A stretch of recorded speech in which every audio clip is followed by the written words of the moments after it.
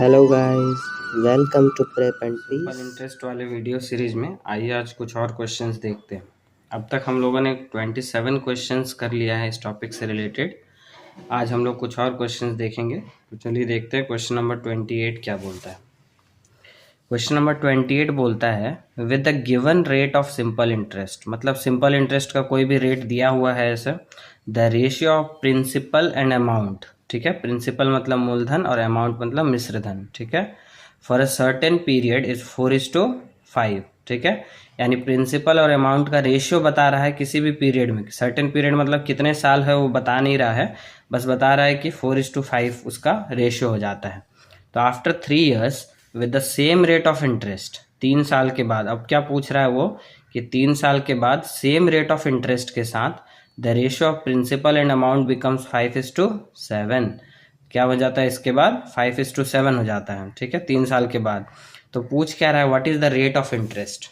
यहाँ पे तो बहुत सारा इन्फॉर्मेशन हमको दिया नहीं है, बस पूछ क्या रहा है हमसे कि रेट ऑफ इंटरेस्ट क्या है, ठीक है। तो हमको एक चीज़ ये पता है कि प्रिंसिपल और अमाउंट का पहले रेशियो क्या था, 4:5। 3 साल बाद क्या हो गया, 5:7, ठीक है, इतना हमको पता है। तो अब हम इन दोनों रेशियो को क्या करेंगे ना, इक्वल करने का कोशिश करेंगे। देखिए रेशियो एंड प्रोपोर्शन वाले क्लास में पहले ही बताए हैं कि कैसे रेशियो को इक्वल करते हैं, ठीक है। तो इन दोनों रेशियो को इक्वल करते हैं, ठीक है। इक्वल करने का फायदा क्या होगा, रेशियो को इक्वल करने का मतलब इस वाले प्रिंसिपल अमाउंट को हम लोग इक्वल करेंगे, ठीक है, यानी लेफ्ट हैंड साइड को इक्वल करेंगे। इससे क्या होगा कि प्रिंसिपल सेम हो जाएगा, तो ये जो अमाउंट का डिफरेंस है वही बताएगा कि 3 साल में कितना सिंपल इंटरेस्ट का डिफरेंस हुआ है। तो क्या करते हैं, इस वाले को 5 से मल्टीप्लाई और इस वाले को 4 से मल्टीप्लाई। अब जब इसको मल्टीप्लाई करेंगे तो राइट हैंड साइड वाला भी मल्टीप्लाई हो जाएगा।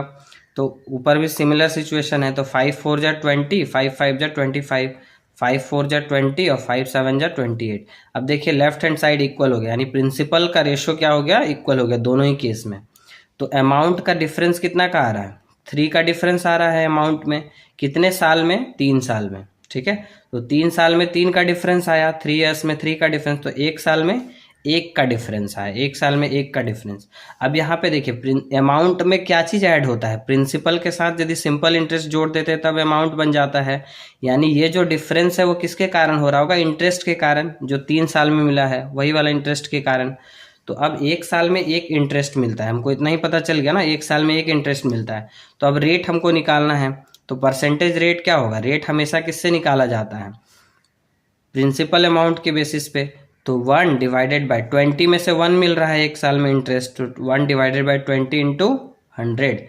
तो 1 साल में 1 मिल रहा है, इसको कैंसिल किए जैसे ही, तो हमको क्या पता चल गया, 5% will be the rate, percentage rate, annual percentage rate, ठीक है, मतलब 1 साल में 5% के हिसाब से सिंपल इंटरेस्ट लग रहा था, ठीक है। चलिए बढ़ते हैं अगले सवाल की ओर। क्वेश्चन नंबर 29 क्या बोलता है, what sum of money must be given at simple interest for 6 months, ठीक है, कितना अमाउंट ऑफ मनी देंगे हम लोग सिंपल इंटरेस्ट से 6 महीने के लिए एट 4% पर एनम, 4% की दर से, in order to earn 300 interest. अब यहाँ पे इंटरेस्ट का बात कर रहा है, मतलब कितना पैसा हम देंगे उसको, किसी भी आदमी को, कि वो 6 महीने में 4% के रेट से हमको 300 रुपये केवल इंटरेस्ट का देगा, ठीक है।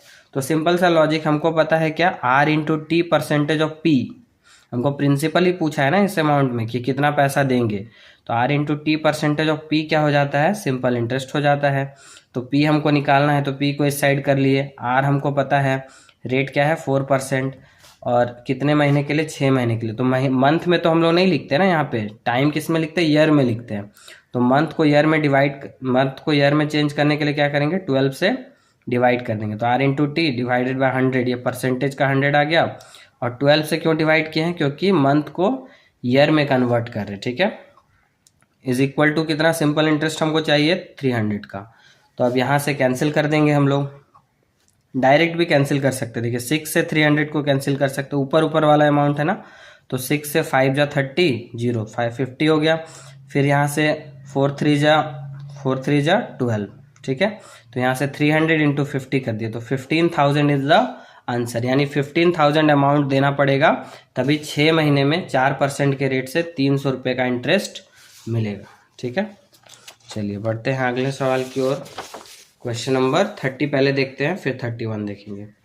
क्वेश्चन नंबर 30 क्या बोलता है कि in how many years principal become 7 times of it principal become 7 times of it at 8% interest. यदि 8% का इंटरेस्ट हम लगा रहे हैं तो प्रिंसिपल कितने समय में जो प्रिंसिपल अमाउंट है वो 7 गुना हो जाएगा। ठीक है, प्रिंसिपल क्या हो जाएगा, कितने समय में 7 गुना हो जाएगा, वो पूछा जा रहा है। ठीक है, दीज आर द ऑप्शंस। तो मेथड 1 से हम लोग चलते हैं। पहले हम लोग को एक चीज़ ये भी पता है, जैसे हम लोग इससे पहले वाले क्वेश्चन में क्या किए थे, R into T percentage of P क्या था, सिंपल इंटरेस्ट बन जाता था। तो उसमें यदि 100 से 100 ऐड करके करेंगे ना तो क्या बन जाएगा, अमाउंट बन जाएगा। पहले क्लास में भी इसका फॉर्मूला शायद बताए हैं हम आप लोग को। ठीक है, तो 100 plus R into T percentage यदि निकाल देंगे किसका, P का। यहाँ 100 करने का मतलब क्या हो गया कि हम P को एक बार किसी भी P का 100% मतलब P ही तो है यहाँ पे, तो P और RT परसेंटेज ऑफ P, यानी हम क्या कर रहे हैं, प्रिंसिपल और सिंपल इंटरेस्ट को जोड़ रहे हैं, तो क्या बनेगा, हमारा फाइनल अमाउंट बन जाएगा। ठीक है, तो इस फॉर्मूले से हम लोग चलेंगे इसमें। तो P into 100 plus R into T divided by 100 कहाँ से आया, परसेंटेज का डिवाइडेड बाई 100। ठीक है, इतना किसके बराबर हो जाएगा, 7 टाइम्स ऑफ इट, तो 7P के बराबर। अमाउंट क्या बन जाएगा, 7P के बराबर। P कैंसिल हो गया, यहाँ से 100, ये वाला 100 इस साइड जाके मल्टीप्लाई हो गया, 700 हो गया, तो यहाँ से 8T का वैल्यू हो गया 600। तो T का वैल्यू क्या होगा, 600 बाई 8, यानी 75 ईयर्स लगेगा। यदि 8% का इंटरेस्ट है, कोई भी पैसा को अपने 7 गुना हो जाने के लिए अमाउंट के फॉर्म में, उसको 75 ईयर्स लगेगा। ठीक है, अब मेथड 2 जो कि काफ़ी सिंपल मेथड है। ठीक है, और इसको हम लोग को सीखना है, आगे आने वाले क्वेश्चन में हम लोग यही मेथड अप्लाई करेंगे। ठीक है, तो मेथड 2 क्या बोलता है कि हमको क्या है कि कोई भी अमाउंट जो है वो 7 गुना होना चाहिए। तो मान लेते वो 1 था तो कितना हो जाना चाहिए, 7 हो जाना चाहिए। 1 से 7 हो जाना चाहिए, यानी इंटरेस्ट कितना मिलेगा, सिंपल इंटरेस्ट कितना हो जाएगा, ये 1 तो प्रिंसिपल है, अमाउंट है ये 7, तो प्रिंसिपल प्लस सिंपल इंटरेस्ट बराबर क्या हो जाता है, अमाउंट हो जाता है ना। तो सिंपल इंटरेस्ट कितना का है, 6 का है, तभी तो 6 और 1 जोड़ के 7 अमाउंट बन गया है।